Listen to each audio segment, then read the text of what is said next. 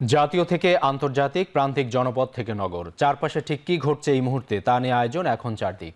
সঙ্গে আছি আমি সাবিত সারোয়ার। চট্টগ্রামে আইনজীবী সাইফুল ইসলাম হত্যার ঘটনায় প্রধান আসামি চন্দন দাসকে 7 দিনের রিমান্ড দিয়েছেন আদালত। একই সঙ্গে আরেক আসামি রিপন দাসকে 5 দিনের রিমান্ড দেওয়া হয়েছে। শুক্রবার বিকেল 3টার দিকে চট্টগ্রাম মেট্রোপলিটন বিশেষ আদালতে এই দুই আসামিকে তোলা হয়। এ সময় রাষ্ট্রপক্ষ 10 দিনের রিমান্ড আবেদন করলে চন্দনকে 7 দিন ও রিপন দাসের 5 দিনের রিমান্ড মঞ্জুর করেন আদালত। এ সময় আসামি পক্ষের কোনো আইনজীবী উপস্থিত ছিলেন না। চন্দনকে কিশোরগঞ্জের ভৈরব থেকে ও রিপনকে চট্টগ্রামের আনোয়ারা থেকে গ্রেপ্তার করে পুলিশ। দেখছেন এখন চারদিক। ভারতের আগরতলায় সহকারী হাই কমিশনে হামলার প্রতিবাদ জানিয়ে স্মারকলিপি দিয়েছে ইনকিলাব মঞ্চ। এ সময় বাংলাদেশের ভারত নীতি ও গণমাধ্যমের অপতথ্য প্রচারের বিষয়টির দৃষ্টি আকর্ষণ করেন ইনকিলাব মঞ্চের নেতারা। শুক্রবার বিকেলে রাজধানীর গুলশান সার্কেল 2 থেকে আগরতলায় সহকারী হাই কমিশনে হামলা ও ঐতিহাসিক বাবরি মসজিদ দিবস উপলক্ষে মৌন মিছিল বের করা হয়। এক পর্যায়ে মিছিলে বাধার সম্মুখীন হন মঞ্চের নেতাকর্মীরা। পরে তিনজন প্রতিনিধি ভারতীয় হাই কমিশন অফিসে প্রতিবাদ লিপি জমা দেন। ইনকিলাব মঞ্চের মুখপাত্র জানান, ভারতীয় সংখ্যালঘুদের নির্যাতনের বিষয়ে তারা প্রতিবাদ জানিয়েছেন। পাশাপাশি হাই কমিশনে হামলার সুষ্ঠু বিচার নিশ্চিতের দাবিও জানান তারা। স্মারকলিপির বিষয়ে ভারত সরকারের সর্বোচ্চ মহলকে অবহিত করা হবে বলে আশ্বস্ত করেছেন হাই কমিশনের কর্মকর্তারা।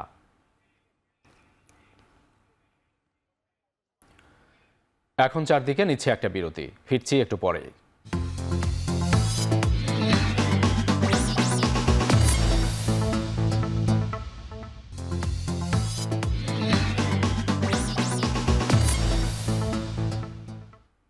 বিরতির পরে ফিরে এলাম, আপনারা দেখছেন এখন চারদিক। প্রতিবেশী বন্ধুর কাছ থেকে সুবিধা নিতে চায় ভারত, তাই সব দেশ ভারতের বিরুদ্ধে চলে গেছে বলে মন্তব্য করেছেন বিএনপির স্থায়ী কমিটির সদস্য হাফিজ উদ্দিন আহমেদ। জাতীয় প্রেস ক্লাবে ভারতীয় আগ্রাসনের বিরুদ্ধে বাংলাদেশি চেতনার জাগরণ বিষয়ক এক আলোচনা সভায় এ মন্তব্য করেন তিনি।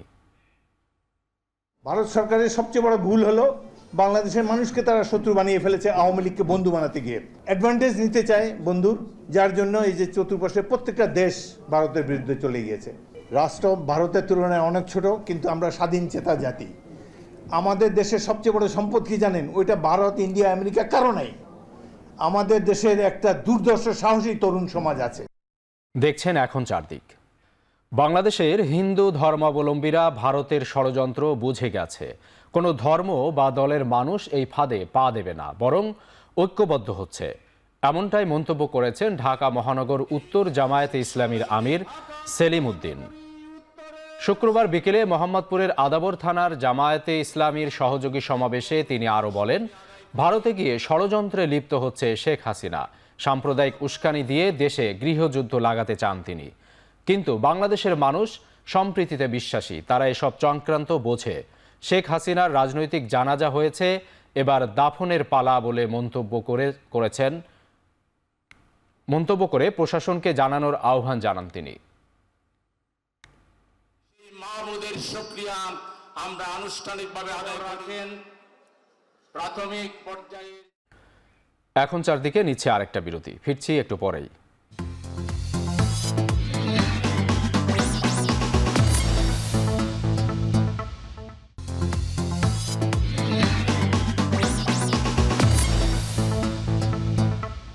বিরতির পরে ফিরে এলাম আরও একবার, আপনারা দেখছেন এখন চারদিক। পঞ্চগড়ের মোমিনপাড়া সীমান্তে বিএসএফের গুলিতে আনোয়ার হোসেন নামে এক বাংলাদেশের মৃত্যুর অভিযোগ উঠেছে।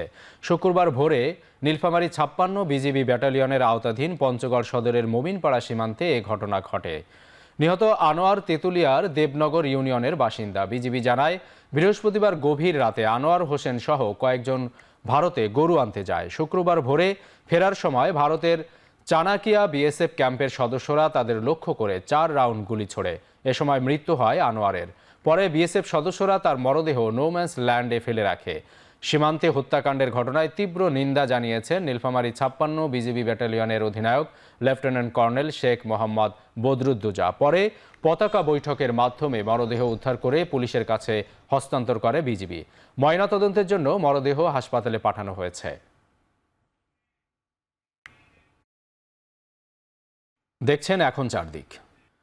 ঢাকা বিশ্ববিদ্যালয়ের মার্কেটিং বিভাগের আয়োজনে শনিবার শুরু হচ্ছে সপ্তাহব্যাপী সুবর্ণ জয়ন্তী উৎসব। এতে বিভিন্ন ইভেন্টের মাধ্যমে অনুষদের বর্তমান ও প্রাক্তন শিক্ষার্থীরা পুনর্মিলনের পাশাপাশি শিক্ষকদের সাথে তাদের অর্জনগুলো উদযাপন করবে। শনিবার সকালে গ্র্যান্ড র্যালির মধ্য দিয়ে সপ্তাহব্যাপী আয়োজন শুরু হবে। উল্লেখযোগ্য ইভেন্টগুলোর মধ্যে রয়েছে সিম্পোজিয়াম, বিতর্ক প্রতিযোগিতা, career talk, job fair, golden জুবিলির গ্র্যান্ড রিউনিয়ন ও ক্রিকেট ম্যাচ। জ্ঞাপন করছি এবং যাদের নিয়মের মধ্যে এই জায়গাটাই একই মন্ত্রণালয়। শেষ করছি এখন চারদিক। এখন টেলিভিশন ওয়েবসাইটে দেখতে ভিজিট করুন www.এখন.tv। এখন টেলিভিশন ফেসবুকে দেখতে ভিজিট করুন facebook.com/tv.এখন। এছাড়া ইউটিউবে এখন টেলিভিশন দেখতে ভিজিট করুন youtube.com/c/এখন TV।